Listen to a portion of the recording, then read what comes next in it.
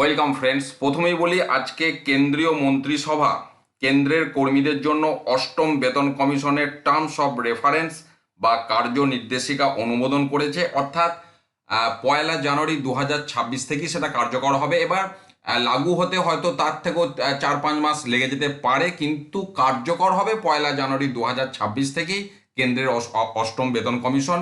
এবং কেন্দ্রের বেতন কমিশনগুলো আমরা দেখেছি যেদিন থেকে লাগু হওয়ার কথা সেই দিন থেকেই লাগু হয়। সেটা হিসাব নিকাশ করে আরও কিছু মাস সময় লেগে যেতে পারে, কিন্তু সেই পিছনের তারিখ থেকেই কার্যকর হবে। এটা কেন্দ্রের অষ্টম বেতন কমিশনের খবর গেল।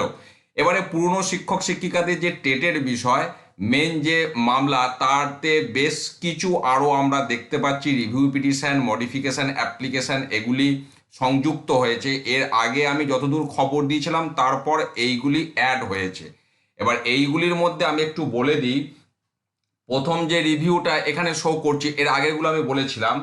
প্রথম রিভিউটা এই মুহূর্তে এখানে, এটা হচ্ছে তেলেঙ্গানা রাষ্ট্র টিচার্স ফেডারেশন।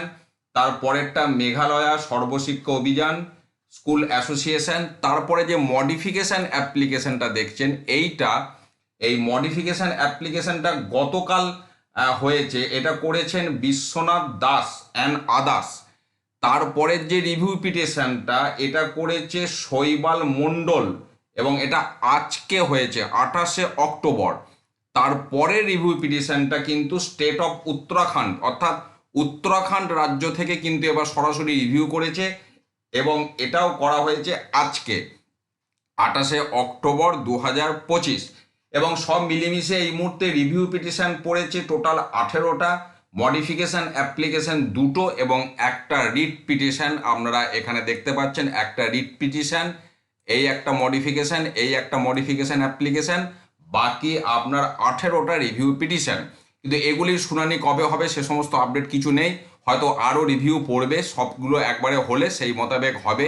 তো এইটুকু আপডেট এখনো পর্যন্ত সামনে এসেছে। এছাড়া অন্য কোনো প্রান্ত থেকে কোনো আপডেট টেট বিষয়ে নেই। যখন যেমন আপডেট পাবো আপনাদের সাথে শেয়ার করব। ধন্যবাদ।